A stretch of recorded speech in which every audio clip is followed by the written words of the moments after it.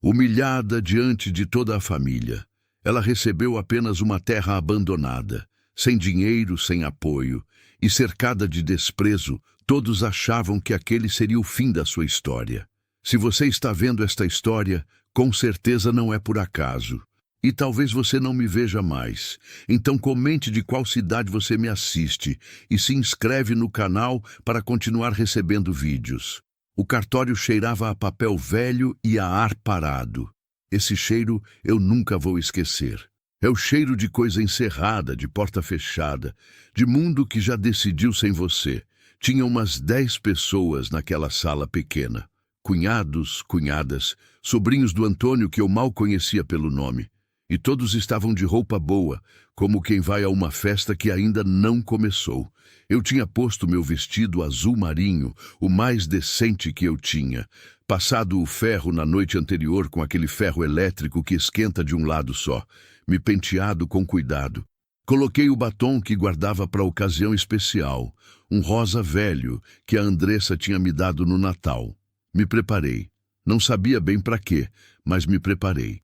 Antônio tinha morrido há 3 meses, infarto fulminante, num sábado de manhã, enquanto tomava o café que eu tinha feito.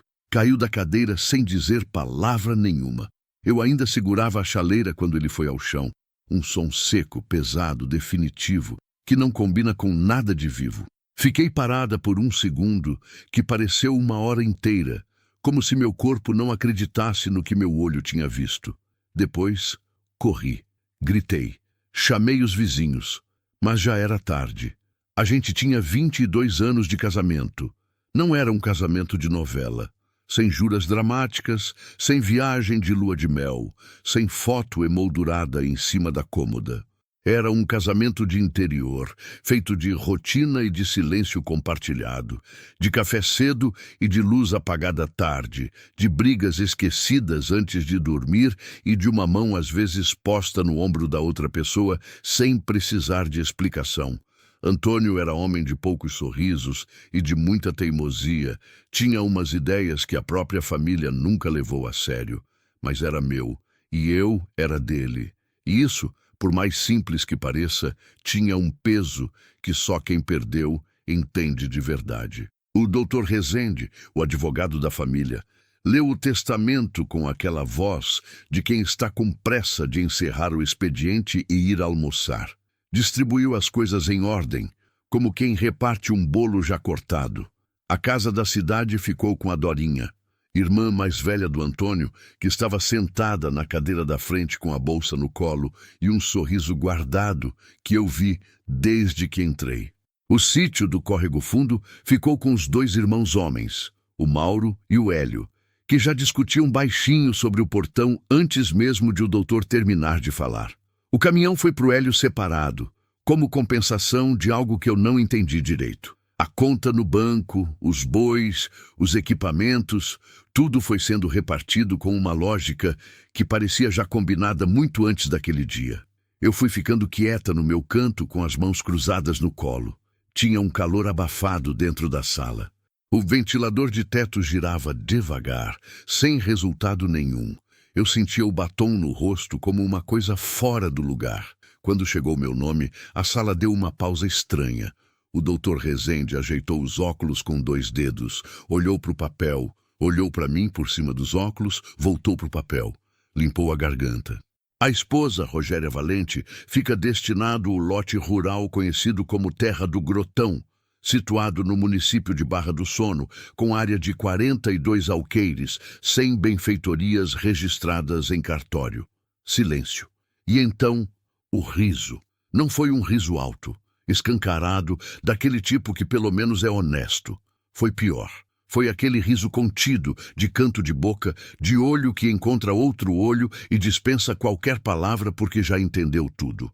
A Dorinha levou a mão ao rosto, para esconder o sorriso, ou para fingir que estava coçando o nariz. Eu não sei. O Mauro tossiu de um jeito que não era tosse. A Neuza, mulher do Hélio, se virou devagar para a janela, como quem olha para a rua por interesse genuíno, mas os ombros dela subiam e desciam de um jeito que não deixava dúvida. Eu conhecia o Grotão de nome. Todo mundo do município conhecia. de um jeito ou de outro. Era terra de fama ruim, seca, pedregosa, longe de tudo, sem água garantida, sem estrada de qualidade, sem sombra e sem história de plantio que tivesse dado certo. O povo dizia que o Grotão era o tipo de lugar que Deus criou num dia em que estava com outro pensamento, ou que tinha sobrado depois que o resto do mundo foi feito e precisava ir para algum canto. 42 alqueires de nada. E foi aquilo que Antônio deixou para mim. O Dr. Rezende continuou lendo o restante do documento, mas eu já não estava ouvindo palavra. Estava olhando para as minhas mãos no colo. As mãos de uma mulher de 47 anos, com as marcas de quem lavou muita roupa e cozinhou muito e carregou muita coisa ao longo da vida. Mãos que não eram bonitas, mas que nunca tinham parado. E agora estavam paradas ali, cruzadas sobre o vestido azul marinho, enquanto a sala ao redor da minha vida tomava decisões que eu não tinha sido chamada para fazer. Senti o rosto queimar. Não de vergonha, exatamente. Era outra coisa, mais funda, mais difícil de nomear. Era o tipo de dor que aparece quando você percebe que alguém olhou para você e decidiu que você não valia muito. Antes de todo mundo terminar de assinar, a Dorinha se levantou e veio até mim. Pisou devagar, com aquele cuidado de quem sabe que está pisando em terreno delicado, mas vai pisar assim mesmo. Chegou perto e falou com voz baixa, aquela voz de quem faz favor. Rogéria, olha, se você quiser, a gente pode ver um jeito de te ajudar com isso. Não precisa ficar com esse fardo, não. Aquela terra não vale nada, todo mundo sabe disso há anos. Se você quiser vender, a gente compra por um preço justo. Você pega o dinheiro, vai viver sua vida, fica mais tranquila. Eu olhei para ela. Olhei bem, por um tempo que deve ter parecido longo para os dois lados. Não respondi. Ela esperou mais um segundo, deu um sorriso curto que não chegou aos olhos e voltou para o lugar dela com a postura de quem fez o que tinha que fazer. Assinei os papéis onde mandaram assinar. Peguei minha cópia dobrada no meio, coloquei na bolsa devagar. Me levantei. Falei boa tarde para ninguém em especial, porque falar para todo mundo junto, quando você está no seu limite, é mais fácil do que olhar para cada rosto e sair. Do lado de fora, o sol batia forte demais na calçada de cimento. Uma luz branca, sem piedade, daquelas que não deixam sombra nem esconderijo. Eu me encostei no muro de um banco ali perto e fiquei parada, sem conseguir andar, sem conseguir chorar, sem conseguir nada de útil, só respirando, só sentindo o calor do muro através do vestido, só ouvindo o barulho da cidade pequena passando na minha frente, como se nada tivesse acontecido, porque para a cidade nada tinha acontecido, só para mim. Foi ali, encostada naquele muro, que uma coisa voltou. Uma tarde de domingo de uns 2 anos atrás. A gente sentada na varanda depois do almoço, o Antônio com o café esfriando na mão, olhando para o horizonte com aquele olhar que ele tinha quando estava pensando e não queria ser interrompido. Eu estava costurando um botão numa camisa dele. O silêncio era daqueles bons, de casal velho, que não precisa preencher tudo com palavra. E ele falou assim, do nada, sem me olhar. Rogéria, aquela terra do Grotão tem valor. As pessoas não sabem olhar para ela, mas tem. Eu tinha levantado os olhos da costura. Ele continuava olhando para o horizonte. Que terra? Eu perguntei, mais por obrigação de responder do que por interesse. Aquela que o pai deixou esquecida. O Grotão. Tem valor que ninguém enxerga ainda. Eu tinha voltado para a costura, achando que era conversa de homem que gosta de pensar em terra e de imaginar negócio. Não perguntei mais nada. Ele também não explicou. O assunto morreu ali mesmo, engolido pelo fim de tarde. Mas agora, encostada naquele muro de banco, com a bolsa no braço e o testamento dentro dela, eu ficava girando aquelas palavras na cabeça como quem gira uma pedra para ver o que tem embaixo. Tem valor que ninguém enxerga ainda. Por que ele teria deixado justamente o Grotão para mim, se era terra que não prestava? Antônio era teimoso como uma porta velha, tinha seus defeitos e suas falhas, e a gente tinha brigas que duravam dias. Mas Antônio não era cruel. Não era o tipo de homem que humilha a própria mulher depois de morto, na frente de toda a família, como última palavra. Então, o que era aquilo? O que ele sabia que eu não sabia? Naquela noite, deitada na cama que agora era só minha, metade vazia do jeito que cama de viúvo é, um vazio que ocupa mais espaço do que a pessoa ocupava, eu fiquei encarando o teto por horas, o ventilador girando, os grilos lá fora, a rua quieta de cidade pequena depois das 10, e aquele silêncio que a viuvez traz, que não é paz, nunca é paz, é ausência, é o som de tudo que não vai mais acontecer. Fiquei assim por horas. E perto da meia-noite, quando o pensamento já estava cansado demais para ser orgulhoso, tomei uma decisão que, se tivesse contado para qualquer pessoa naquele momento, todo mundo teria dito que era coisa de quem estava com o juízo abalado pelo luto.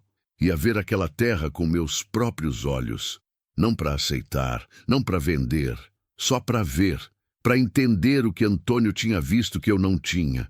A estrada de chão começa logo depois que a cidade acaba. Não tem aviso, não tem placa, não tem transição gentil. A cidade termina com uma última casa de muro descascado e um cachorro dormindo na calçada. E aí o asfalto simplesmente acaba e começa a poeira, vermelha, fina, daquele tipo que levanta em nuvem a cada pisada e demora a baixar, que entra no nariz, nos olhos, nas dobras da roupa, que você ainda vai encontrar na orelha de noite quando for dormir. A estrada de chão segue reta por um trecho, depois começa a torcer entre o cerrado, como se ela mesma não tivesse certeza do destino. Seu Belmiro, o motorista de aluguel que a filha de uma conhecida minha me indicou, era homem de poucas palavras e de carro velho que rangia em cada solavanco. Cobrou o preço sem negociar, sem cara de culpa, sem olhar nos olhos. Só estendeu a mão aberta depois que eu entrei no carro. Paguei sem reclamar, porque não estava em posição de escolher melhor. Durante os 40 minutos de estrada, a paisagem foi mudando devagar, como quem conta uma história que piora aos poucos. Primeiro, as casas ralas da beira de estrada, com suas cercas de arame e seus quintais de terra batida. Depois, os pastos ressecados, com o capim amarelo e o gado magro parado na sombra rala das árvores. Depois, só cerrado, aquela vegetação torcida e baixa, os galhos retorcidos como dedos artríticos, as folhas duras e lustrosas que o sol não consegue amolecer. O céu era grande demais, azul demais, sem uma nuvem de misericórdia em nenhuma direção. O calor entrava pela janela aberta em ondas. Seu Belmiro ligou o rádio por um tempo, uma rádio gospel que transmitia um hino que eu conhecia da infância. Desliguei depois de um pouco porque a música estava me dando uma vontade de chorar que eu não queria ter na frente de ninguém. Em algum ponto da estrada, ele perguntou sem me olhar: "A senhora vai até onde mesmo?" "Até o Grotão." Ele não disse mais nada. Mas eu vi no espelho retrovisor, naquele fragmento de espelho embaçado, a expressão que ele fez. Era uma expressão que eu já estava começando a conhecer. Aquele jeito discreto de achar que você não precisa ser avisada do que todo mundo já sabe. Porque se você chegou até aqui sem saber, provavelmente não vai entender de qualquer jeito. Quando a estrada estreitou até virar trilha, ele freou o carro numa curva e apontou com o queixo sem tirar as mãos do volante. "Daqui a senhora vai a pé. Uns 500 metros por essa trilha ali, tem uma abertura na cerca velha do lado direito, que é a entrada. Eu espero aqui." Desci com minha mochila pequena, minha garrafa de água, meu chapéu de palha e minha bolsa. O calor caiu nos meus ombros como um peso físico imediato, sem gentileza. A terra embaixo dos meus pés era solta e vermelha, e em cada passo eu afundava levemente e levantava uma nuvenzinha de poeira que subia até o joelho. O cheiro era de mato seco e de distância. Aquele cheiro que não tem nome exato, mas que significa que você está longe de tudo que é familiar. Comecei a andar. A trilha não era trilha de verdade. Era só o rastro que os anos tinham deixado. a marca de onde alguém tinha passado uma vez e o capim tinha desistido de crescer. Dos dois lados, o cerrado fechava devagar. Galhos me roçavam o braço. Uma cigarra estourou o canto perto da minha cabeça e eu me assustei. Dei um passo para trás, depois ri de mim mesma. Um riso seco, sem graça, que foi embora no vento antes de durar. Quando a propriedade apareceu na minha frente, eu parei no meio da trilha. Fiquei parada. Não tinha como chamar aquilo de fazenda, não tinha como chamar de sítio, de chácara, de nada que tivesse nome de lugar habitado. Era uma construção. Nem casa eu conseguia falar com clareza, com paredes de tijolo sem reboco, cheias de rachaduras escuras, onde a chuva tinha entrado e secado vezes demais. O telhado de uma parte tinha cedido, desabado para dentro, e as telhas quebradas formavam um monte de cacos dentro do que devia ter sido um cômodo. A outra parte do telhado ainda estava de pé, mas torta, com uma curvatura que não era de projeto. A porta era só o vão, nenhuma madeira, nenhuma dobradiça, só a abertura retangular escura como uma boca aberta. Em volta, o mato tinha tomado tudo com a paciência que só o mato tem. Figueiras bravas nascendo onde devia ter sido quintal. Capim navalha crescendo alto ao longo do que restava de uma cerca de madeira apodrecida. O chão em volta da construção era duro, rachado, cor de ferrugem oxidada, sem sinal de que alguém tinha plantado qualquer coisa ali em muitos anos. Do lado esquerdo da construção havia um poço, coberto com uma tampa de madeira tão velha que a madeira tinha escurecido e começado a esfarelar nas bordas. Em cima da tampa, alguém tinha posto uma pedra grande como peso.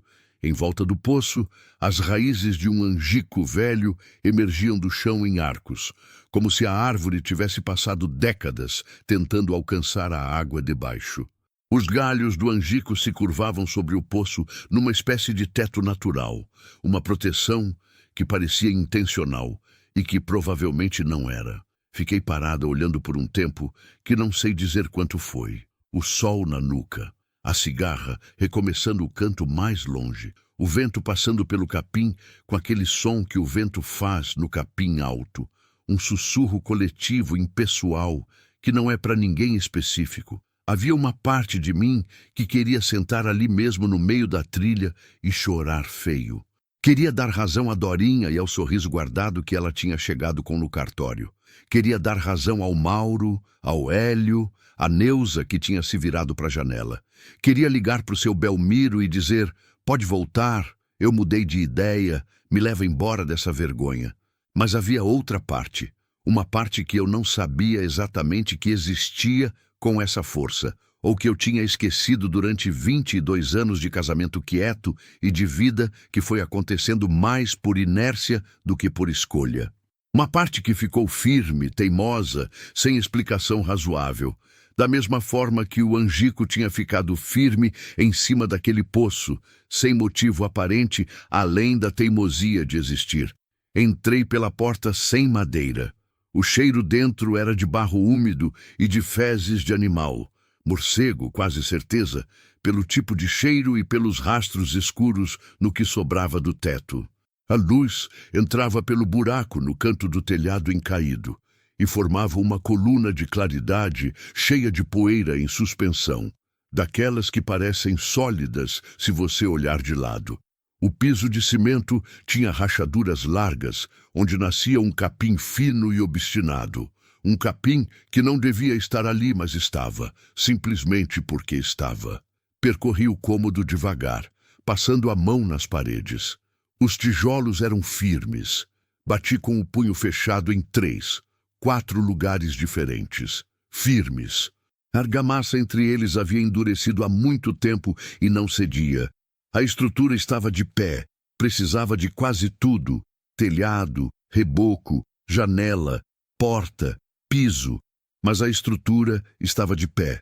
Saí de volta para o sol e fui até o angico. Parei diante do poço coberto. A pedra em cima da tampa tinha limo crescendo embaixo, daquele limo verde escuro de coisa que fica úmida. Empurrei levemente com o pé. A pedra não se mexeu. Era pesada, Devia ter sido posta com esforço. Ajoelhei e coloquei a palma da mão na madeira da tampa ao lado da pedra. A madeira estava úmida por baixo. Umidade. Naquele calor seco, naquela terra rachada, o poço ainda tinha umidade na tampa. Fiquei olhando para isso por um momento. Então, tirei da mochila o envelope. Eu o tinha achado 3 semanas depois da morte do Antônio, numa tarde que eu resolvi arrumar a gaveta da escrivaninha dele. Aquela gaveta baixa do lado direito que eu nunca abria porque era o lugar particular dele, onde ele guardava coisas que não eram minhas. Eu tinha adiado essa arrumação por semanas, porque arrumar as coisas de quem morreu é o tipo de tarefa que a gente fica inventando razão para não fazer. Porque fazer é aceitar de um jeito diferente, mais definitivo. Quando finalmente abri a gaveta, o envelope estava em cima de tudo, com meu nome na frente, escrito com a letra torta e grande do Antônio, aquela letra de homem que aprendeu a escrever mais para necessidade do que por gosto. Dentro, um papel dobrado em 4, 3 linhas apenas, escritas com a mesma letra. Rogéria, a terra do Grotão é sua, não vende para ninguém. Chama seu Joaquim Bié, que mora no sítio Barreiro, do outro lado do Ribeirão. Ele sabe o que fazer. Eu errei em muita coisa na vida, mas nisso não errei. Perdoa. Li 3 vezes ali na gaveta. Li mais 2 antes de dormir. Li de novo de manhã. Agora, em pé diante do poço coberto com a tampa úmida e o angico curvado sobre minha cabeça, li de novo. Perdoa. Uma palavra só, sem explicação do que estava pedindo para perdoar. Do casamento inteiro, das coisas não ditas, de ter me deixado com aquela terra que o mundo inteiro achava que não valia nada. Ou de ter planejado tudo isso sem me perguntar nada, sem me dar escolha, como homem que conhece a mulher de um jeito e age a partir desse conhecimento sem consultar ela? Dobrei o papel com cuidado e guardei de volta na bolsa. Olhei para o buraco no teto lá dentro, onde o céu aparecia azul e indiferente, como céu que não tem nada a ver com o drama das pessoas embaixo. Tá bom, Antônio. Falei em voz alta, para ninguém e para ele ao mesmo tempo. A voz saiu mais firme do que eu esperava. Vou ficar, mas você me deve uma explicação que agora eu vou ter que descobrir sozinha. O vento passou pelo capim. A cigarra recomeçou. Voltei pela trilha, até onde seu Belmiro esperava, com o motor desligado e o braço na janela. Quando me viu chegando com a mochila nas costas e o chapéu na cabeça, ele não perguntou nada. Só abriu a porta do carona pelo lado de dentro, daquele jeito de quem já sabe que a conversa vai ser curta. Entrei, fechei a porta, me sentei. Pode ir, eu disse. Ele ligou o carro. A poeira vermelha subiu em volta das rodas quando ele fez a manobra para voltar. Eu olhei para o grotão pela janela enquanto ele sumia atrás de uma curva do cerrado. A construção sem teto, o angico torto, o capim alto oscilando no vento. Você sabe onde fica o sítio Barreiro? Perguntei. Seu Belmiro franziu a testa levemente. Sei, do outro lado do Ribeirão São Marcos. Por quê? Tem um homem de lá que eu preciso encontrar. Chama Joaquim Bié. Ele ficou em silêncio por um momento. Depois assentiu, devagar, com aquele assentimento de quem está colocando coisas no lugar. Conheço de nome, homem velho, entendido em terra. Esse mesmo. Mais silêncio. A estrada de chão solavancava o carro de lado a lado. A poeira subia e ficava para trás. Mas posso te levar amanhã se quiser, ele disse por fim, sem me olhar. Mesmo preço. Não era gentileza exatamente. Era pragmatismo. Mas naquele dia, pragmatismo que não me diminuía, era o suficiente. Tá bom, respondi. 6 da manhã. Naquela noite, liguei para Andressa. Minha filha tinha 24 anos, morava na cidade com o Rodrigo, o marido, e trabalhava numa farmácia. Era mulher prática, Andressa, daquele jeito de quem cresceu vendo a vida não dar muita folga e aprendeu a não esperar que as coisas viessem fáceis. Mas quando eu contei o que tinha decidido, ela ficou em silêncio por tanto tempo que eu achei que a ligação tinha caído. Mãe, A voz dela saiu devagar, com aquele cuidado de quem está escolhendo as palavras para não machucar, mas também para ser honesta. Você foi lá? Fui. E como é? Pensei em como descrever. A construção sem teto, o chão rachado, o capim tomando tudo, o silêncio pesado do cerrado, que não tem vizinho nem movimento. É difícil, falei, mas tenho que trabalhar. Mãe, Andressa, você tem quase 50 anos, 47. Você nunca mexeu com roça na vida. Eu sei. Não tem dinheiro, não tem estrutura, não tem... Eu sei de tudo isso, minha filha. Parei um pouco. Mas eu também sei que seu pai não era homem de fazer coisas sem sentido. E ele deixou aquela terra para mim de um jeito que não foi acidente. Eu preciso entender o porquê. Andressa ficou quieta de novo. Quando falou, a voz dela tinha mudado de tom. Não era mais o tom de quem argumenta, era o tom de quem entende mesmo não concordando. Me liga todo dia, ela disse. Todo dia, mãe. Se eu não atender, ligo em 2 minutos. Prometo. E se ficar ruim demais, ligo para você antes de tomar qualquer decisão. Ela ficou mais um momento em silêncio. Tá bem, disse. Cuida de você. Desliguei e fiquei sentada na beira da cama por um tempo, com o celular na mão. Pela janela aberta entrava o barulho habitual da rua.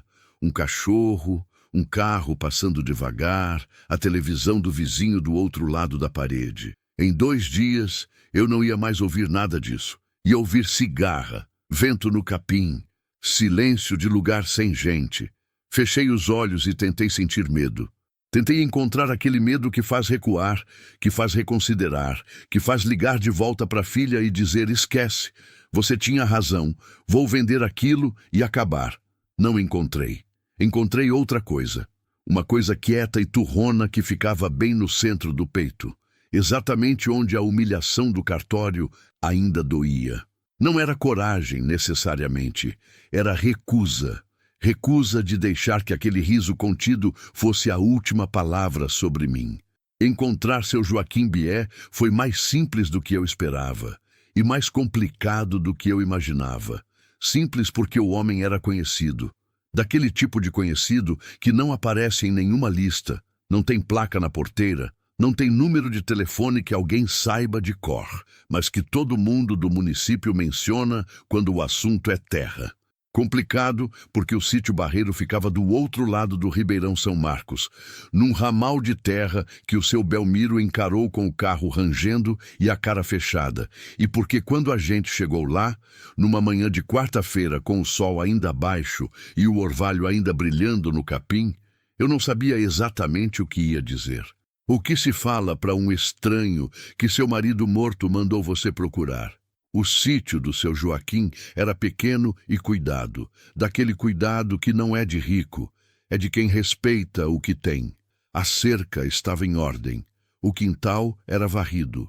Havia um pé de manga na entrada com umas galinhas debaixo e um cachorro velho que me olhou chegando e nem se deu ao trabalho de latir. Só ergueu a cabeça, me avaliou e voltou a deitar com o focinho entre as patas. Seu Joaquim apareceu no terreiro antes de eu chegar no portão.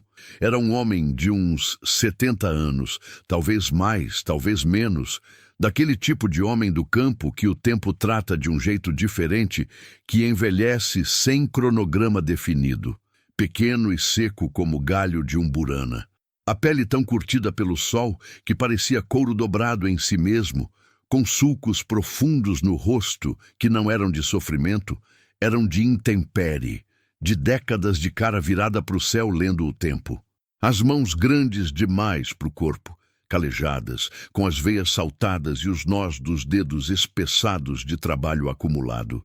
Os olhos eram escuros e calmos, olhos de quem enxerga o que está embaixo das coisas, não só o que aparece na superfície.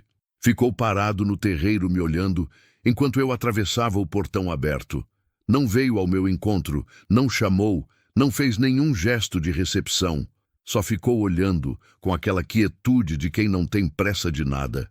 Quando eu estava perto o suficiente para ele ver meu rosto, ele falou: "Você é a mulher do Antônio." Não era pergunta, era constatação daquele tipo que significa que ele já tinha uma imagem de mim guardada em algum lugar. "Sou." respondi. Rogério é valente. Ele assentiu devagar, uma vez só, como quem confirma o que já sabia. Ele disse que você ia vir um dia. Aquilo me parou. Fiquei parada no meio do terreiro, com o chapéu de palha na mão e o sol já começando a pesar nos ombros. Antônio falou com o senhor?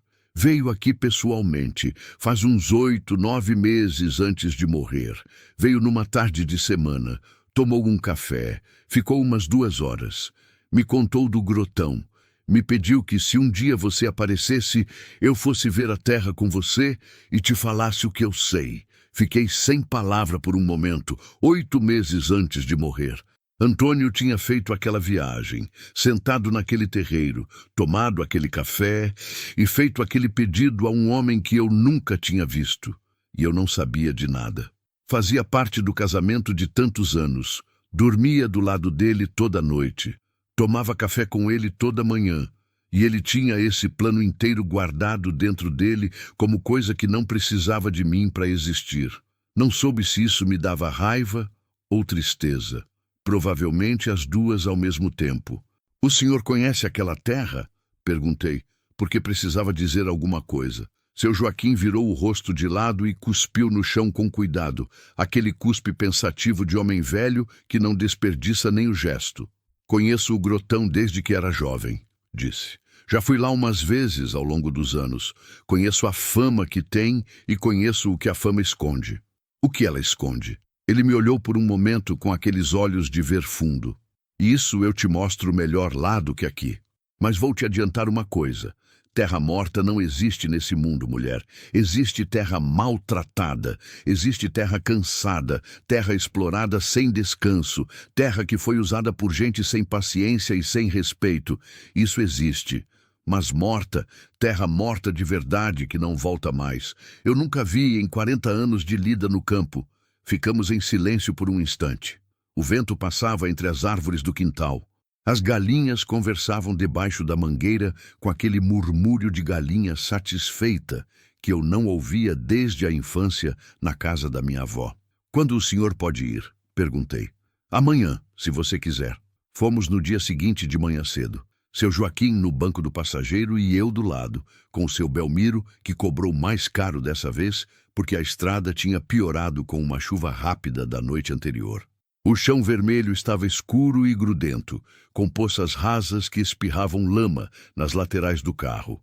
Quando chegamos, seu Joaquim desceu devagar do carro com o auxílio do batente, ajeitou o chapéu, olhou para o grotão com uma expressão que não era de surpresa nem de decepção.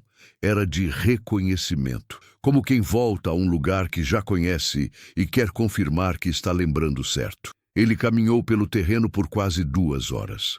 Eu ia atrás, calada, aprendendo que com aquele homem o silêncio não era distância, era respeito.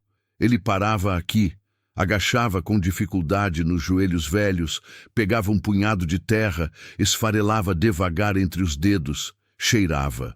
Levantava, andava mais uns metros, parava de novo.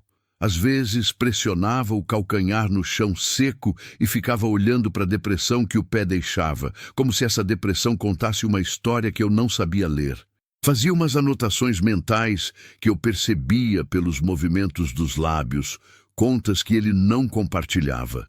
Chegou perto da construção, bateu nas paredes como eu tinha batido, mas com um conhecimento que o meu gesto não tinha. Examinou as rachaduras com cuidado. Passou o dedo dentro delas, avaliou a profundidade. Ficou longo tempo diante do poço coberto. Empurrou a pedra de cima da tampa. A pedra cedeu com ele. Rolou 1 palmo para o lado. Ele levantou uma parte da tampa com cuidado e olhou lá dentro.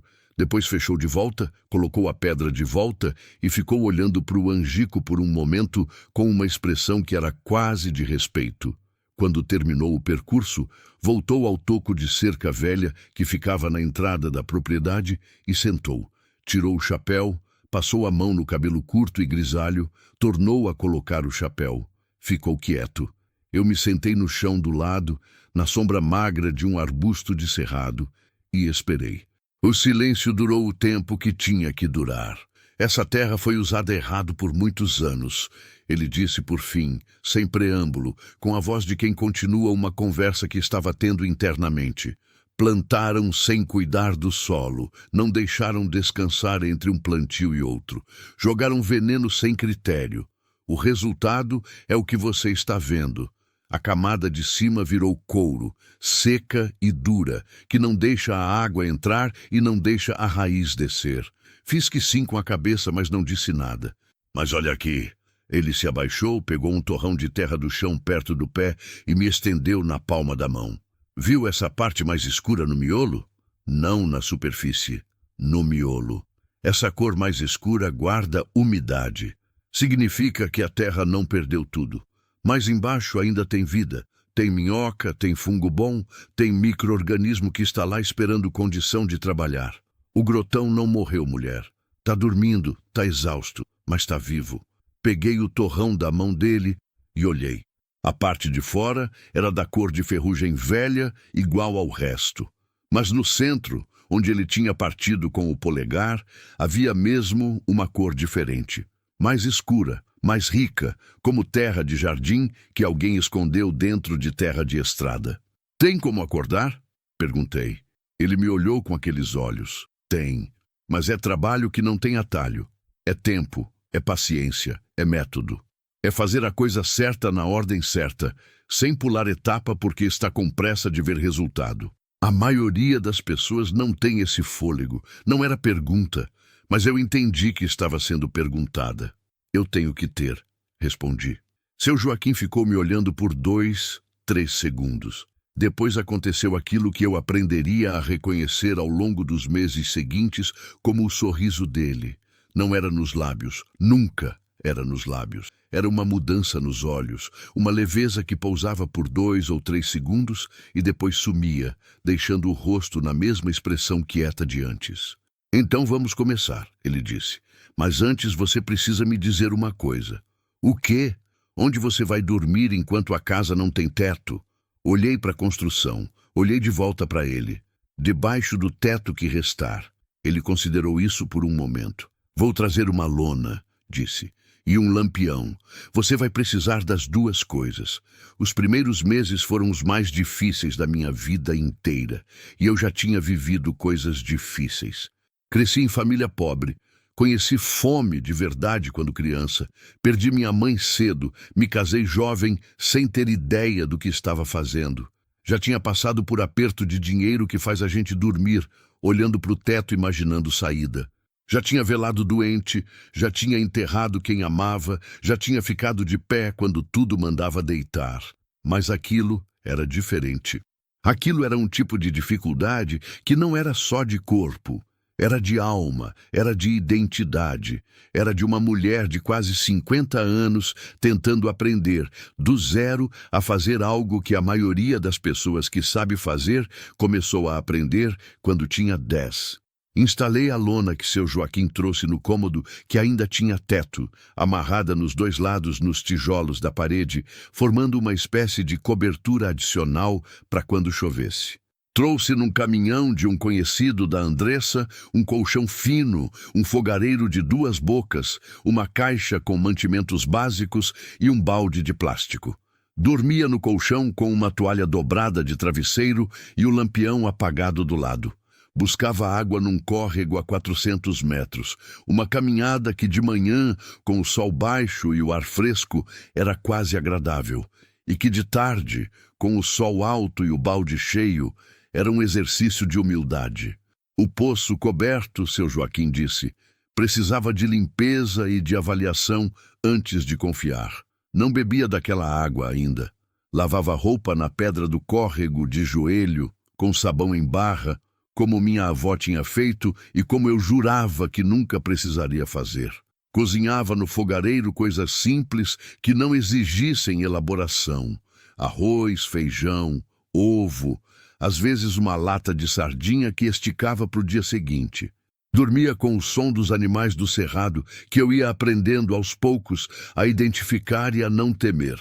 O sapo no córrego, A coruja na árvore perto da construção, o couro seco com aquele grito que parece de pessoa e que me levou 3 semanas para parar de me assustar.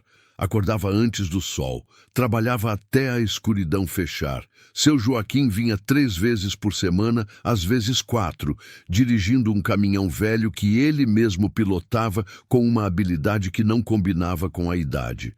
Chegava sem avisar. Eu aprendi que era assim, que ele não usava telefone com frequência e que a pontualidade dele era de outro tipo, não de relógio, era de intuição. Aparecia quando era hora de aparecer. Me ensinou o que eu precisava saber na ordem que eu precisava saber. A primeira coisa foi entender o solo. Antes de plantar qualquer coisa, ele disse na primeira sessão, agachado com dificuldade, no meio da área que tínhamos delimitado como ponto de partida. Você precisa entender o que está aqui. O solo não é só suporte para a semente. É um ser vivo. Tem que ser tratado como ser vivo.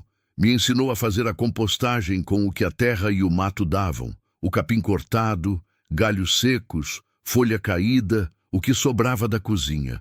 Me mostrou como revogar o solo sem destruir a camada mais funda que ainda tinha vida.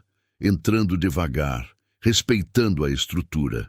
Me explicou onde o lençol freático ficava mais acessível, porque o ângulo daquele lote específico fazia a água da chuva descer de um jeito que, com a preparação certa, podia ser aproveitado em vez de desperdiçado.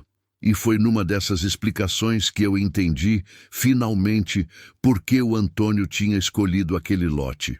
Seu marido era observador, disse seu Joaquim numa tarde, enquanto a gente examinava o traçado de um sulco de escoamento que ele estava me ensinando a fazer. Veio aqui várias vezes ao longo dos anos antes de comprar. Estudou a água, estudou o sol, estudou o vento. Esse lote parece ruim porque está na posição mais baixa da área. Todo mundo prefere o alto, mas o baixo é onde a umidade se acumula. Com o solo recuperado, esse lugar vai ter uma vantagem hídrica que os lotes mais altos não têm. Fiquei em silêncio, segurando a enxada, olhando para o chão que ainda parecia impossível. Ele nunca me contou nada disso, falei. Ele não te contou porque queria que você descobrisse por conta própria. Virei o rosto para ele. O que faz o senhor dizer isso? Seu Joaquim endireitou o corpo com aquela lentidão de quem respeita os próprios ossos. Porque quando ele veio aqui naquela tarde, ele passou mais tempo me falando de você do que da terra. Me disse que você era o tipo de mulher que desiste do que acredita fácil, mas que nunca desiste quando a coisa é de verdade. Parou. Me disse que precisava que a terra fosse de verdade para você. Não soube o que responder para isso. Virei de volta para o sulco e continuei enxadando, porque quando a emoção aperta e as palavras não vêm, o trabalho das mãos é o único idioma que funciona. Enquanto isso, do outro lado, a vida continuava como se eu não existisse. Andressa me contava, às vezes, nas ligações diárias, que eu nunca deixei de fazer, que a Dorinha tinha comentado com alguém que a Rogéria estava ficando maluca de luto, que ia se arruinar, que mais cedo ou mais tarde ia ter que aparecer pedindo ajuda, que o Mauro tinha apostado com o Hélio uma garrafa de cachaça boa que em 6 meses eu teria desistido. Fiquei sabendo também, por uma conhecida que encontrei numa visita rápida à cidade para comprar mantimento, que a frase que circulava era que eu estava sofrendo o luto de forma esquisita e que era muita saudade do Antônio para levar uma mulher a fazer uma coisa dessas. Reduzir tudo o que eu estava fazendo à saudade. Como se uma mulher não pudesse decidir nada por conta própria. Como se toda escolha que não faz sentido para as outras pessoas precisasse de uma explicação que passa pelo sofrimento ou pela fraqueza. Guardei isso também. Guardei no mesmo lugar onde eu tinha guardado o riso do cartório. Num lugar firme e quieto que ficava bem no centro do peito e que eu visitava nas noites mais difíceis. Não por masoquismo, mas porque às vezes a dor é o único combustível que não acaba. E teve noites difíceis. Teve uma noite de janeiro que a chuva veio do nada. daquelas chuvas de verão do Cerrado que chegam sem aviso em questão de minutos, com trovão e vento e uma quantidade de água que parece exagerada, como se o céu estivesse tentando compensar meses de seca em algumas horas. A lona cedeu num ponto que eu não tinha reforçado direito. A água entrou em jato no cômodo, encharcou o colchão, a roupa que eu tinha deixado dobrada na cadeira, minha mochila, tudo. Fiquei de pé no escuro com a lanterna do celular, tentando redirecionar a água com um balde, que era o tipo de tarefa que não tinha solução lógica, mas que o desespero faz você tentar assim mesmo. A água ganhava de mim em cada canto. A lona sacudia com o vento como uma coisa viva e irritada. Em algum momento parei de balde e de correr de um lado para o outro. Fiquei parada no meio do cômodo encharcado, com a água escorrendo pelo cabelo, pelas roupas, pingando no nariz, e fui tomada por um riso que eu não entendi de onde veio. Comecei a rir no meio daquela chuva, sozinha, encharcada às 2 da manhã num cômodo sem teto de verdade, no meio do cerrado, longe de tudo, e o riso não parou. Foi crescendo até misturar com choro, até eu não saber mais o que era um e o que era o outro. Até virar só uma coisa só, um som que o vento levou antes de chegar a lugar nenhum. Quando parou, fiquei em silêncio por um momento.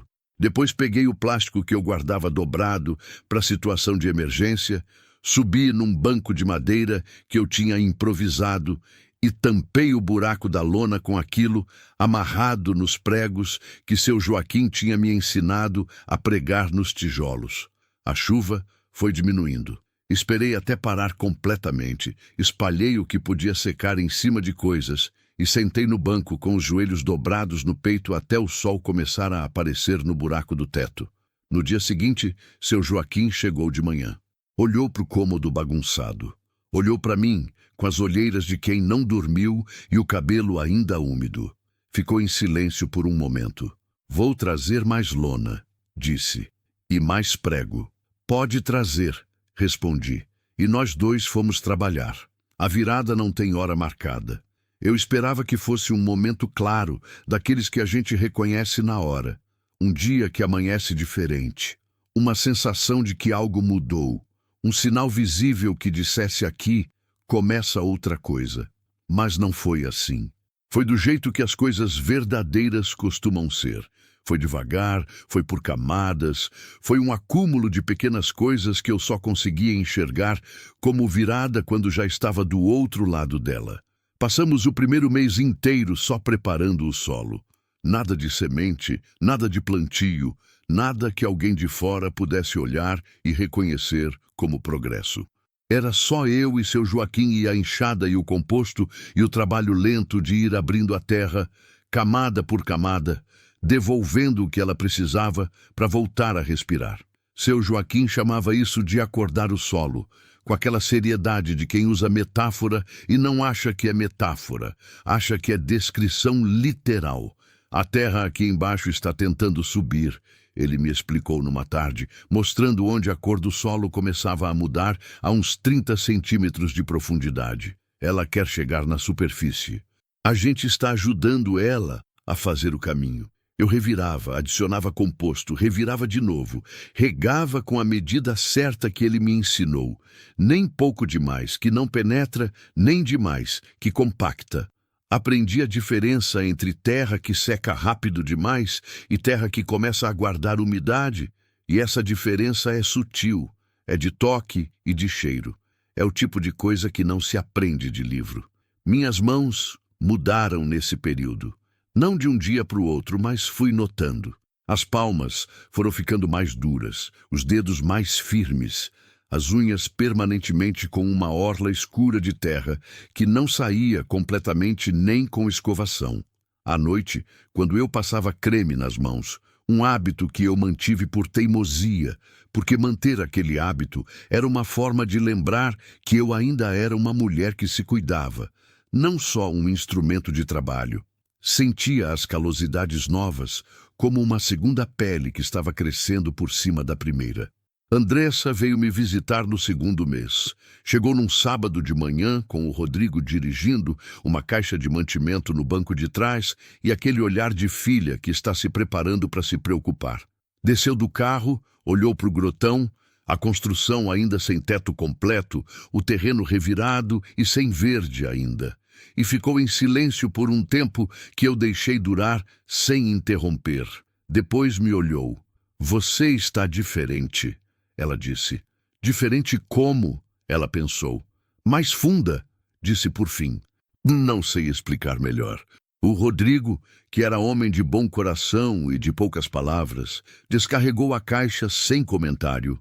Deu um aperto no meu ombro, que valia mais do que discurso, e ficou passeando pelo terreno com as mãos no bolso, enquanto eu e a Andressa sentávamos na varanda que eu tinha começado a reconstruir. Só a estrutura ainda, sem madeira no piso, mas com o teto de telha nova que eu tinha conseguido comprar com o dinheiro que guardei, vendendo as 2 peças de ouro que o Antônio me dera nos primeiros anos de um casamento. Guardei aquilo até o último momento. Vendi só quando precisei mesmo. "A família está falando", disse a Andressa, sem preâmbulo, porque ela sabia que eu preferia saber. "Eu imagino. A tia Dorinha contou para meia cidade que você está aqui, com uns detalhes que ela não tem como saber, então provavelmente inventou a metade. O que ela está falando? Que você está morando em ruína, que vai adoecer, que o luto te pegou de um jeito torto." Pausa. "Que no fim vai acabar vendendo a terra por menos do que valem as pedras." Fiquei olhando para o terreno revirado à minha frente. A terra escura, sem verde, sem forma ainda. Só potencial, só promessa, só o que seu Joaquim enxergava e que eu estava aprendendo a enxergar junto com ele. "Que bom que ela está tão certa", falei. Andressa me olhou de lado. "Mãe, que bom que ela está tão certa", repeti. "Significa que quando errar, vai doer mais." Minha filha ficou quieta por um momento. Depois encostou o ombro no meu e ficou assim, sem falar mais nada, olhando para o mesmo terreno que eu estava olhando. Isso foi suficiente. Eles foram embora no fim da tarde, com o sol já baixo e laranja no horizonte do cerrado. Fiquei vendo o carro sumir na curva da estrada de chão, com a poeira vermelha subindo atrás como uma cauda. Depois entrei, aqueci o feijão no fogareiro, comi sozinha na cadeira de madeira, que era o único móvel que eu tinha comprado até então, e dormi antes das 9, porque o corpo não esperava mais. No terceiro mês, plantamos a primeira área de cobertura. Não era plantio para colher, era plantio para proteger, para devolver matéria orgânica ao solo, para preparar o terreno para algo maior. Feijão de porco, capim mombaça em ponto estratégico, crotalária. Seu Joaquim me explicava cada decisão com a paciência de professor, que já ensinou a mesma coisa muitas vezes, mas ainda acha importante dizer bem. "Você está construindo um cobertor para a terra", ele disse. "Ela precisa ficar coberta. Terra descoberta é terra sofrendo." Aprendi a gostar dessa linguagem dele, a linguagem de quem trata o solo como ser que sente. Não era misticismo, era ciência do tipo que vem da observação de décadas, sem diploma, mas com uma profundidade que diploma nenhum garantia. Aos poucos, enquanto o cobertor vegetal ia crescendo e a terra ia mudando de textura e de cor, eu fui entendendo algo sobre o Antônio que eu não tinha conseguido entender antes. Ele também era assim. Também era homem de camadas, de coisas guardadas que você só descobria depois, de planos que ele desenvolvia internamente sem contar, de uma paciência com o tempo longo que eu sempre interpretei como falta de urgência, mas que era outra coisa.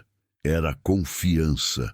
Confiança de que as coisas que valem levam tempo e que o tempo, se você faz a coisa certa, trabalha a seu favor. Eu tinha passado 22 anos achando que ele era fechado, que não comunicava, que não partilhava, que guardava demais. Agora eu ficava pensando que talvez eu é que não tivesse aprendido a linguagem dele, que talvez ele me falasse em ação, em planejamento, em presença, e que eu estava esperando palavras. Essa descoberta não chegou de uma vez. Foi vindo em pedaços como a melhora do solo, gradual, silenciosa, reconhecível só em retrospecto. O quarto mês trouxe o primeiro problema sério. Houve uma semana de calor excepcional, aquele calor branco de agosto que o Cerrado às vezes impõe como um teste, sem sombra e sem vento, com o termômetro que eu tinha pendurado na parede da construção, marcando 42 graus na sombra. O córrego baixou de um jeito que me assustou. O nível caiu quase 30 centímetros em 3 dias. Os galhos das árvores ficaram com as folhas caídas ainda na planta, ressecadas antes de cair. Aquele sinal que a vegetação dá quando está pedindo socorro. O cobertor vegetal que tínhamos plantado estava murchando. Fui buscar água 4, 5 vezes por dia naquela semana. Voltava com os baldes na mão, os ombros doendo, os joelhos protestando e regava com a medida certa que seu Joaquim tinha me ensinado. Nem de mais, nem de menos, numa luta silenciosa com o clima que eu não tinha como vencer de frente. Só segurar. Foi na quinta noite dessa semana que eu quase desisti de verdade. Não de um jeito dramático, não com choro ou com gesto, de um jeito muito mais quieto e mais perigoso. Estava deitada no colchão às 10 da noite, com o corpo doendo inteiro e a cabeça vazia de cansaço, e veio um pensamento que eu não chamei. Veio sozinho, como o pensamento de exaustão vem, sem pedir licença. Você não está conseguindo. Você nunca vai conseguir. Isso era maior do que você desde o começo, e você vai ter que admitir. Fiquei deitada com aquele pensamento por um tempo longo. Não tentei brigar com ele, não tentei convencer a mim mesma de nada. Só deixei ele estar lá, como se fosse um hóspede que não foi chamado, mas que também não adianta empurrar para fora. E então peguei o celular e liguei para Andressa. Ela atendeu no segundo toque, porque era tarde, e ela sempre ficava com o telefone perto quando eu ligava fora do horário. Mãe, está bem? Estou, falei. Só queria ouvir a sua voz. Silêncio por um momento. Aconteceu alguma coisa? Não, é o calor. O córrego baixou, a plantação está sofrendo, eu estou cansada. Quer que eu vá aí? Pensei. Não, só queria te contar. Continua sendo seu Joaquim que acha que vai melhorar depois dessa semana? Ele disse que é onda de calor que passa. Disse que o lençol freático não cede tão rápido, que o córrego vai subir. Então acredita nele. Fiz que sim com a cabeça, mesmo ela não podendo ver. Tá bom, disse. Obrigada, minha filha. Mãe, você não precisa provar nada para ninguém. Aquilo me pegou de jeito. Fiquei em silêncio. Não é para ninguém, respondi por fim. E quando falei, percebi que era verdade. Uma verdade que eu não tinha formulado assim antes, mas que estava ali desde o começo, esperando ser dita. É para mim. É para saber o que eu sou capaz de fazer, entende? Andressa ficou quieta do outro lado. Entendo, ela disse. E eu soube que ela entendia mesmo. Desliguei. Fechei os olhos. Na manhã seguinte, a temperatura tinha baixado 6 graus. Na tarde seguinte, uma nuvem apareceu no horizonte. 2 dias depois, a chuva voltou. Uma chuva boa, mansa, daquelas que entram devagar no solo em vez de escorrer pela superfície. O córrego subiu. As folhas do cobertor vegetal ergueram de volta. A terra voltou a cheirar de terra. Seu Joaquim chegou na manhã depois da chuva e andou pela área sem dizer nada por um tempo. Depois virou para mim. Resistiu, ele disse. Não ficou claro se estava falando da terra ou de mim. Provavelmente das duas. No 5º mês, limpamos o poço. Seu Joaquim trouxe um sobrinho jovem e forte que desceu lá dentro amarrado numa corda, com um balde e uma lanterna de cabeça. E ficou quase 1 hora lá no fundo, tirando o sedimento acumulado de anos, os galhos que tinham caído, as folhas decompostas. Eu fiquei em cima, segurando a corda com o sobrinho dele, puxando os baldes de lodo que iam subindo, sentindo o cheiro de fundo de terra e de água antiga que subia junto. Quando o sobrinho subiu de volta, sujo até a cintura, seu Joaquim olhou lá dentro com uma lanterna e ficou em silêncio por um momento. A água está boa, ele disse. Profunda, limpa, fria. Um poço assim é raro. Esperamos 2 dias, como ele mandou. para deixar a água assentar depois da mexida. No terceiro dia, seu Joaquim tirou uma amostra com um copo limpo e examinou contra a luz. Clara, completamente clara. Bebeu um gole, fechou os olhos por um segundo. Boa, disse simplesmente. Fui buscar um copo para mim. A água do poço era fria de um jeito que a água do córrego não era. Aquela frieza de profundidade, de lugar que o sol nunca toca. Bebi devagar, sentindo ela descer. E ficou na minha cabeça a imagem de Antônio chegando até aqui, estudando este lote, escolhendo-o por causa desta água, por causa desta posição, por causa de tudo que ninguém mais teve paciência de enxergar. Obrigada, Antônio. Foi a primeira vez que senti gratidão sem mistura de raiva. Só gratidão limpa como aquela água. No 7º mês, plantamos o milho. Era o plantio de verdade. Não cobertura, não preparação, não experimento. Era a aposta principal, a que ia dizer se tudo o que tínhamos feito antes tinha funcionado ou não. Seu Joaquim escolheu a variedade com cuidado, explicando cada critério. Adaptação ao cerrado, resistência à seca, ciclo de crescimento compatível com a estação. Preparamos as fileiras juntos na semana anterior, medindo o espaçamento com um barbante amarrado entre 2 estacas. No dia do plantio, acordei mais cedo do que de costume. O sol ainda não tinha aparecido quando saí da construção. O céu estava num azul escuro que ia clareando devagar pelo leste, e as estrelas ainda apareciam do lado oposto. O orvalho estava pesado no capim, e cada passo que eu dava na área de plantio deixava uma marca escura onde o pé pressionava a umidade para fora. Fiquei parada por um momento antes de começar. Olhei para a área preparada, a terra escura e revirada, solta e úmida, cheirando a coisa viva. Olhei para o céu que ia abrindo. Ouvi os primeiros pássaros começando a chamar lá no cerrado, aqueles chamados de madrugada que são o sinal de que a noite está cedendo. Não rezei. Não sou mulher de oração fácil.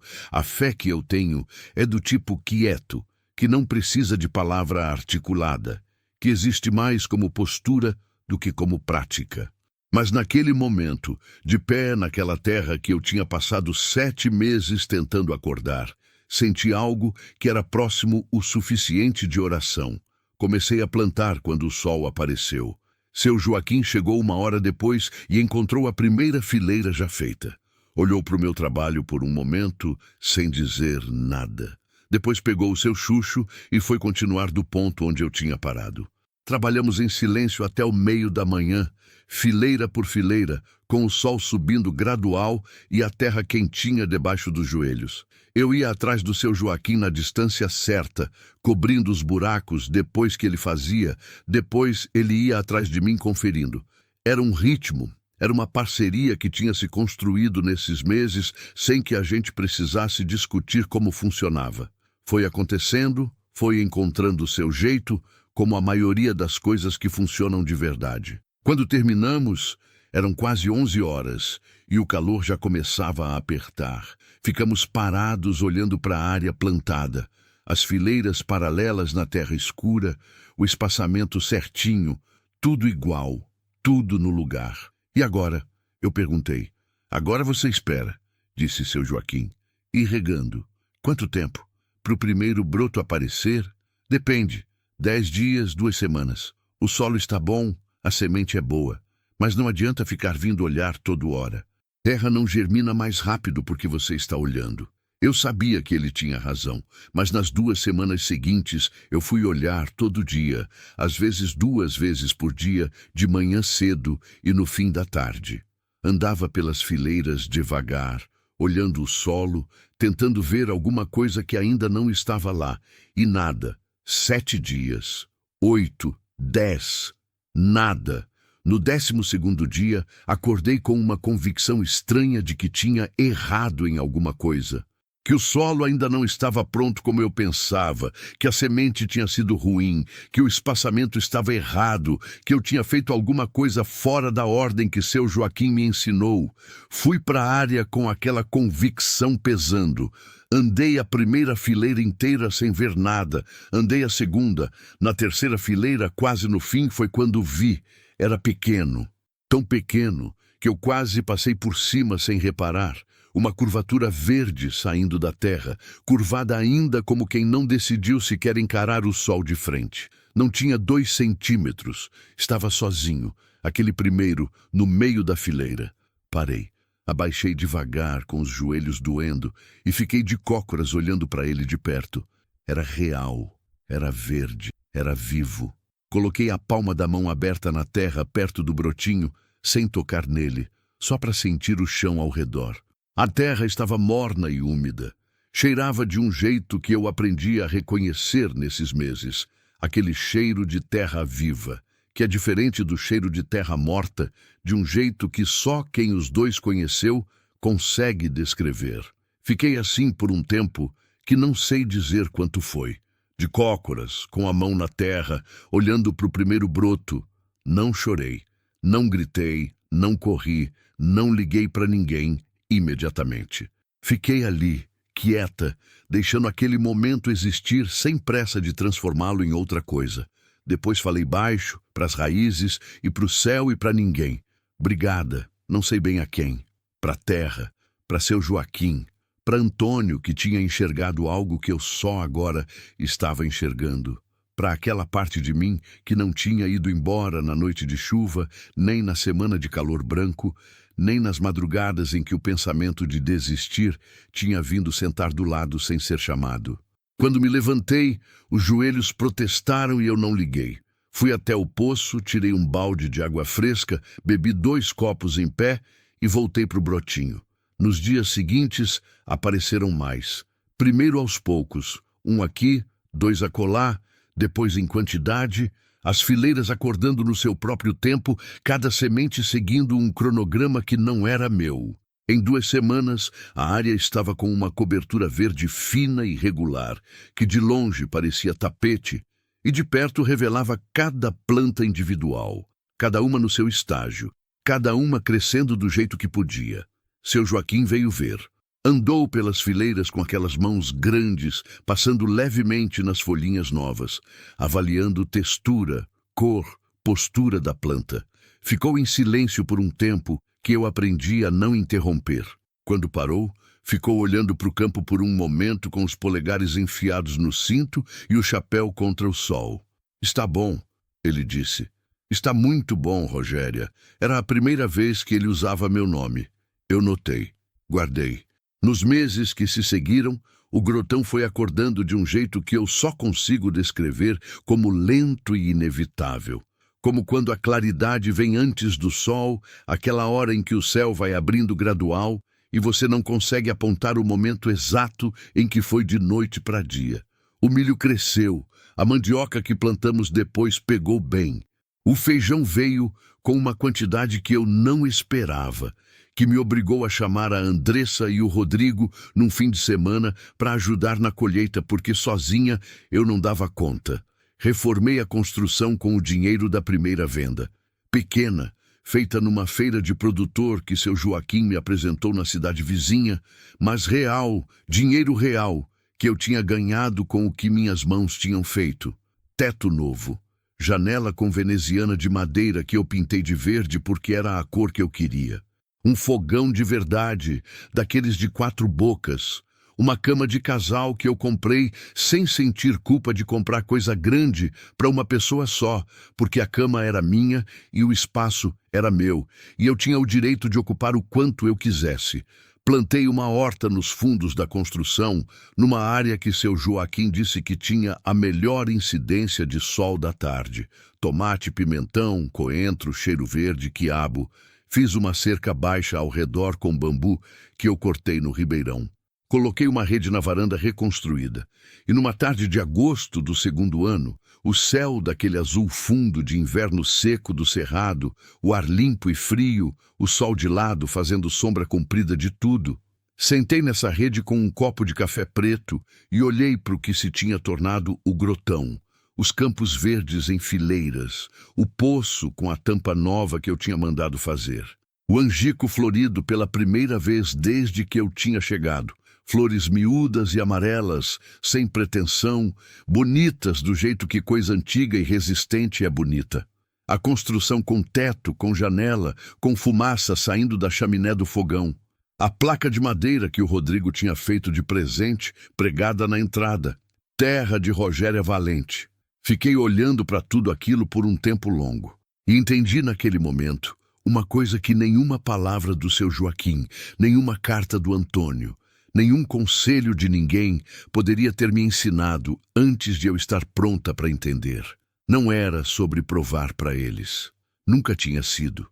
Era sobre descobrir, com as próprias mãos e os próprios joelhos no chão, que eu era capaz de algo que eu mesma não sabia, que havia dentro de mim uma resistência mais funda do que o sofrimento, mais forte do que o cansaço, mais real do que o medo. Que eu era terra também, e que eu também precisava de tempo, de cuidado e de alguém que acreditasse que eu não estava morta, só dormindo. O Antônio tinha sido esse alguém, e agora eu era esse alguém para mim mesma. A notícia se espalha diferente em município pequeno. Não tem manchete, não tem anúncio, não tem momento exato em que todo mundo fica sabendo. Vai por osmose, uma palavra aqui, um comentário ali, alguém que passou de carro na estrada e viu o verde do lado de fora, alguém que comprou meu feijão na feira e perguntou de onde era, alguém que conhece alguém que conhece alguém. A informação vai vazando pelo município como água que encontra sua própria saída, devagar e sem fazer barulho, até que, de repente, todo mundo sabe e ninguém sabe bem como soube. Eu fui percebendo pelos sinais. O seu Belmiro, o mesmo motorista que me levou naquele primeiro dia, com a expressão de quem sabe o que você não sabe, parou o carro numa manhã na beira da estrada, quando me viu caminhando até a cidade buscar um pacote nos Correios, e ofereceu carona sem cobrar. Só disse enquanto eu entrava: ouvi falar que está bonito lá. Não falei nada, mas fiquei com aquilo o resto do dia. A dona da venda onde eu comprava mantimento começou a me chamar pelo nome em vez de a senhora. Pequena coisa. Mas eu notei. O homem da cooperativa que eu tinha visitado no começo, ainda no primeiro mês, para perguntar sobre preço de milho, aquele que tinha me olhado com uma paciência educada de quem não quer ser rude com alguém que provavelmente está perdendo tempo, me ligou no 8º mês para dizer que tinha interesse em fechar um contrato de compra regular. Disse que tinha ouvido falar da qualidade do que estava saindo do grotão. Eu ouvi tudo isso com a mesma calma com que tinha ouvido o riso do cartório. A calma era diferente agora, porém. Antes era a calma de quem engole. Agora era a calma de quem não precisa mais engolir nada. Foi a Andressa que me avisou sobre Dorinha. Num sábado de manhã de outubro, enquanto eu estava na horta arrancando o mato entre os pés de tomate.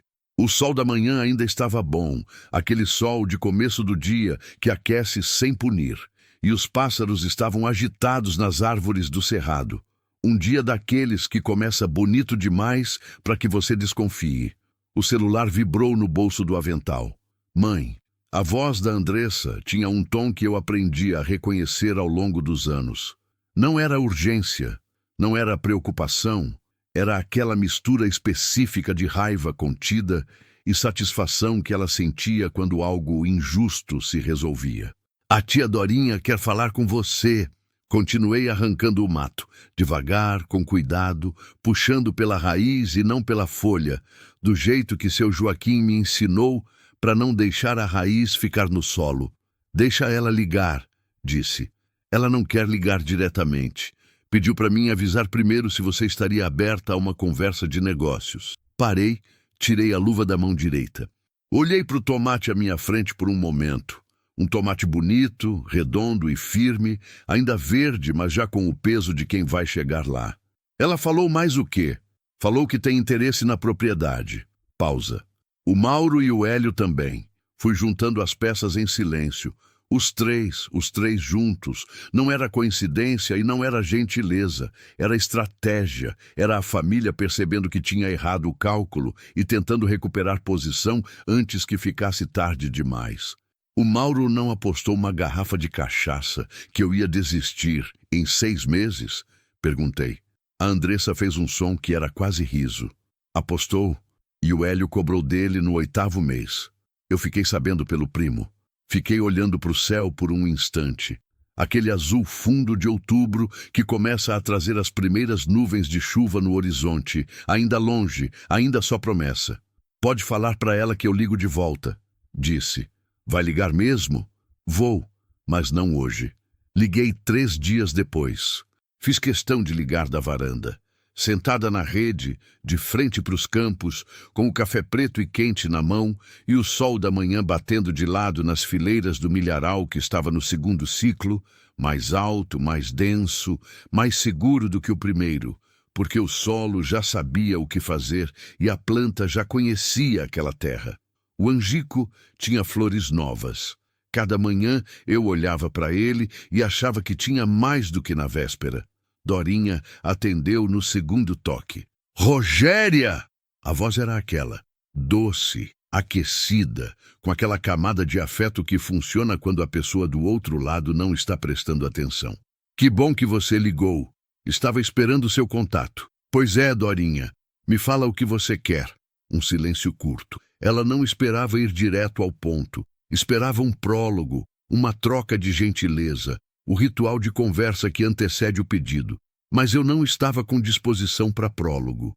Olha, ela disse, reorganizando o tom, a gente ficou sabendo do trabalho que você fez no grotão. Parabéns de verdade, Rogéria. Ninguém esperava isso. Foi muito corajoso da sua parte. Obrigada, respondi, seca mas educada. A gente, eu, Mauro, Hélio, conversamos e a gente queria te propor uma coisa. Uma parceria, ou mesmo a compra direta, se você preferir. Você trabalhou muito, merece descansar, merece ter um dinheiro bom na mão. A gente paga bem. Pausa estratégica. Melhor do que qualquer cooperativa vai te oferecer. Tomei um gole de café. Olhei para o milharal.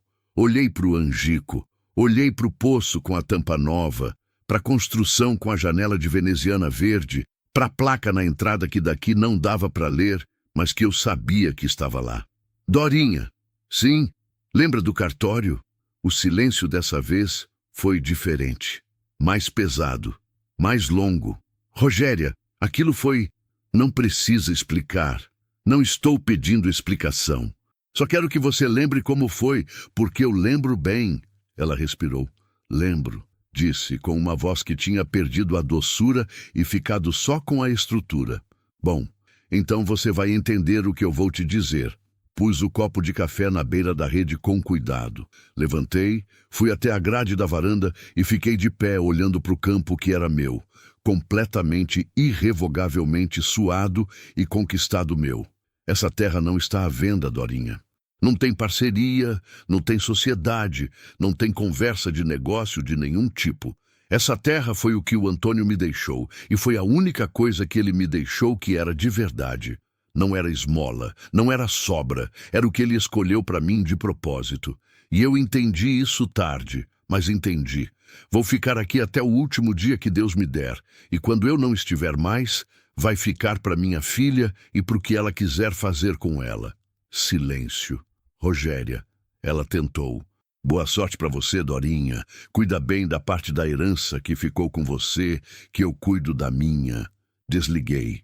Fiquei parada na grade da varanda por um tempo depois disso, com o celular na mão e o campo à minha frente e o sol subindo no céu de outubro. Não senti o que eu esperava sentir. Durante meses eu tinha imaginado esse momento. Quando a família voltasse, quando o riso do cartório virasse ao contrário, quando eu pudesse fechar um ciclo com a mesma firmeza com que ele tinha sido aberto contra mim. Imaginei sentir triunfo. Imaginei sentir aquela satisfação quente de vitória merecida. O que senti foi mais quieto do que isso. Era uma serenidade, uma sensação de coisa que chegou ao seu lugar, como água que encontra o nível certo depois de muito agitar. Não era euforia, era paz. E paz, eu aprendi naqueles 2 anos no grotão, vale muito mais do que euforia. Seu Joaquim apareceu naquela tarde como aparecia, sem avisar, no momento certo, como se soubesse quando era hora. Trouxe um queijo do sítio embrulhado num pano de prato limpo, que era o jeito dele de comemorar sem fazer cerimônia. Sentou no degrau da varanda, colocou o queijo do lado, tirou o chapéu e ficou olhando para o campo com as mãos no joelho. Eu me sentei na rede e fiquei olhando para o mesmo campo. Ficamos assim em silêncio por um tempo que era confortável, daquele jeito que o silêncio fica quando você está com alguém de quem não precisa se explicar. Ligaram para você, ele disse por fim. Não era pergunta. Ligaram. Os parentes do Antônio. A Dorinha. Falou pelos três. E você? Mandei embora. Ele assentiu devagar. Uma vez. Com aquele assentimento de quem esperava exatamente isso e ainda assim precisava confirmar. Você sabe por que seu Antônio deixou a terra para você? Ele perguntou depois de um momento. A terra específica, não a outra coisa qualquer. Eu tinha pensado nisso muitas vezes ao longo dos 2 anos. Tinha chegado a respostas diferentes, em momentos diferentes, dependendo do cansaço e do estado da alma. Porque ele acreditava que eu daria conta, disse. Seu Joaquim ficou quieto. É uma parte, ele disse. Mas não é tudo. Olhei para ele. Então me fala. Ele ficou em silêncio por um momento, como quem organiza o pensamento antes de falar, não por falta de palavra, mas por respeito pela palavra certa. Seu Antônio veio aqui naquela tarde e ficou 2 horas. Começou com a voz pausada de sempre. A gente conversou sobre a terra, sobre o solo, sobre o projeto que ele tinha na cabeça. Mas no fim, quando o café tinha acabado e ele estava para ir embora, ele ficou parado no terreiro um tempo antes de sair. Aí, ele falou uma coisa que eu não esqueci. Esperou um momento. Falou assim: seu Joaquim, eu errei muito com essa mulher. Fui fechado demais, guardei demais, não deixei ela crescer junto comigo. Acho que a tratei como se ela precisasse ser protegida de tudo, mas a Rogéria não precisa de proteção. Ela precisa de espaço, de um lugar que seja dela de verdade, onde ela possa descobrir o que é capaz. Fiquei em silêncio. O vento passou pelo milharal com aquele som que milharal faz, aquele sussurro coletivo, paciente, que é o som de coisa crescendo. Ele sabia que estava doente? Perguntei baixo. Não me disse isso. Mas acho que sabia que o tempo estava ficando mais curto do que ele queria. Pausa. Homem que coloca as coisas em ordem como ele colocou, sem pressa, sem desespero, com tudo pensado. Esse homem tem consciência do tempo de um jeito que a maioria não tem. Fechei os olhos por um momento. Antônio, homem de poucos sorrisos e de muita teimosia e de um amor que não sabia se comunicar por palavras, mas que tinha planejado, com 2 anos de antecedência e uma viagem a um sítio do interior, o maior presente que já me deram. Não a terra, mas a oportunidade de me descobrir. Perdoa, ele tinha escrito. Agora eu entendia o que estava pedindo para perdoar. Não era a herança, não era a terra. Era os 22 anos em que ele me amou do jeito errado, com proteção quando eu precisava de espaço, com silêncio quando eu precisava de voz, com decisão quando eu precisava de parceria. E no fim, na última decisão que tomou, ele tinha acertado. Já perdoei, falei em voz alta para seu Joaquim e para ninguém, e para Antônio, que estava em algum lugar que eu não sei nomear, mas que eu sentia, nos momentos mais quietos, como uma presença que não é ausência. Seu Joaquim não respondeu. Só pegou o queijo embrulhado do lado e me estendeu. Come, disse. Você trabalhou demais hoje. Desembrulhei o queijo, cortei 2 pedaços com o canivete que eu sempre carregava no bolso do avental agora. Uma das muitas pequenas mudanças que o Grotão tinha feito em mim, essa de carregar canivete no bolso como coisa natural.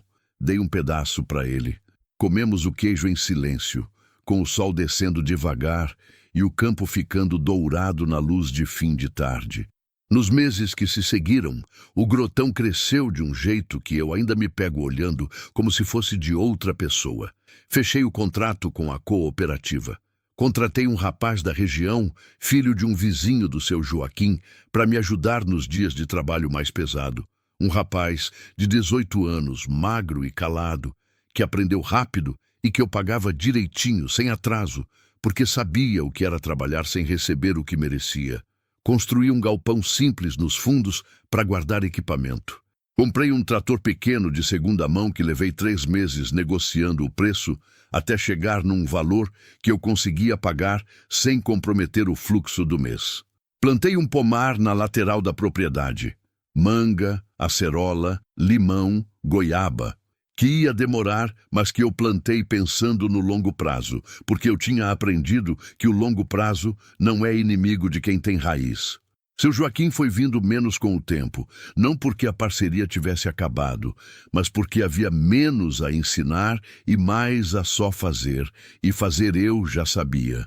Quando vinha, sentava na varanda, tomava o café que eu fazia forte do jeito que ele gostava e ficava em silêncio comigo olhando para o campo. Era o tipo de silêncio que só existe entre pessoas que construíram algo juntas.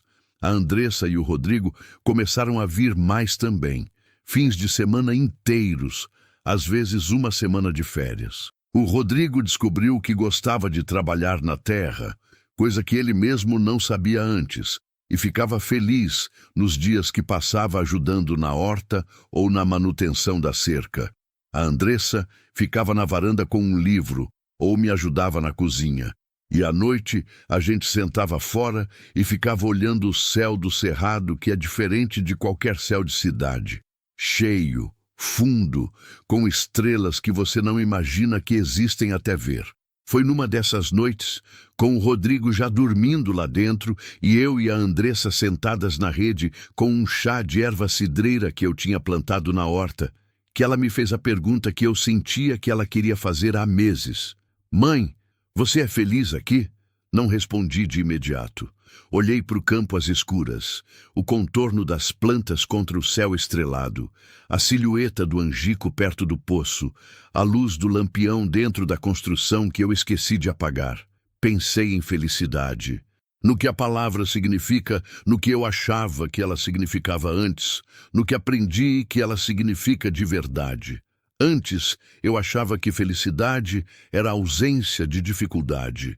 Era o dia em que nada dá errado, em que tudo está no lugar, em que ninguém te machuca e nada te cansa.